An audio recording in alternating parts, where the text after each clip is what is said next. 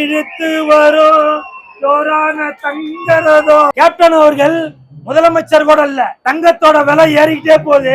அதே மாதிரி இந்த தங்கத்தை பாக்குறதுக்கு இப்பவும் மெரினா பீச்ல வச்சிருந்தா கூட இவ்வளவு கூட்டம் வருமான்னு தெரியல, அவ்வளவு கூட்டம்.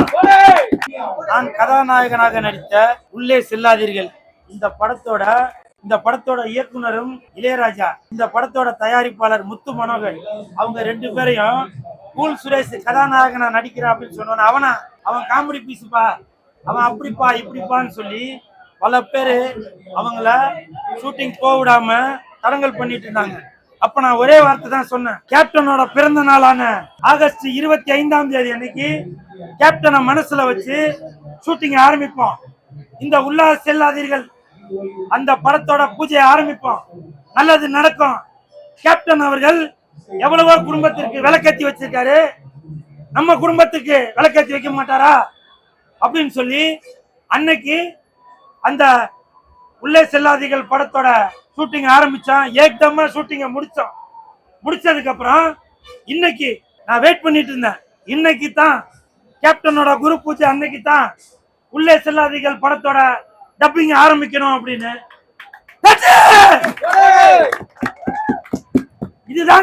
இதுதான் கேப்டன். எவ்வளவு பேருக்கு விளக்கேத்தி வச்சிருக்காரு, எனக்கு விளக்கேத்தி வைக்க மாட்டாரா? அதுதான் ஏன் நான் கதாநாயகனை நடிக்க கூடாதா? அப்படி நான் உங்களுக்கு என்ன பண்ண? உங்களை சந்தோஷமா தானே வச்சிருந்தேன், நான் கதாநாயகனை நடிக்க கூடாதா? எனக்கு அவ்வளவு இறக்கல்களை கொடுத்தீங்க, அப்போலாம் கவலைப்படல. கேப்டனோட பிறந்த நாள் அன்னைக்கு ஆரம்பிச்சோம், ஒரே ஷெட்யூல் ஷூட்டிங்க முடிச்சோம், இன்னைக்கு டப்பிங் அது வரைக்கும் வந்திருக்கு. அதுதான் கேப்டனோட அன்புன்றது. எவ்வளவு கூட்டம் பாத்தீங்களா, எவ்வளவு கூட்டம். நாளுக்கு நாள் தங்கத்தோட விலை ஏறிக்கிட்டே போகுது. அதே மாதிரி இந்த தங்கத்தை பாக்குறதுக்கு இப்பவும் அவ்வளவு கூட்டம் ஏறிட்டே போகுது. கேப்டன் மெரினா பீச்ல வச்சிருந்தா கூட இவ்வளவு கூட்டம் வருமான்னு தெரியல, அவ்வளவு கூட்டம். கேப்டன் அவர்கள் முதலமைச்சர் கூட இல்ல, ஆனால் இவ்வளவு கூட்டம் வந்திருக்கு. அதுக்கு காரணம் என்ன? கேப்டன் மேல வச்சிருக்க அன்புதான் காரணம். கேப்டன், நீ பொட்டு வச்ச தங்க கூடம் பூமிக்கு நீ மகுடம், நாங்க தொட்டு தொட்டு இழுத்து வரும் ஜோரான தங்கரதோ. என்னைக்குமே கேப்டன் அவர்கள் ஒரு வீட்லயும் வாழ்ந்து கொண்டுதான் இருக்காரு. ரேஷன் கார்டுல வேணா கேப்டனோட பேர் இல்லாம இருக்கலாம், ஆனால் ஒருத்தவங்க வீட்லயும் சாப்பிடுற ஒரு சோத்து பருக்கையிலையும் கேப்டன் பேர் ஏறிக்கொண்டுதான் இருக்கும், வாழ்ந்து கொண்டுதான் இருப்பார்.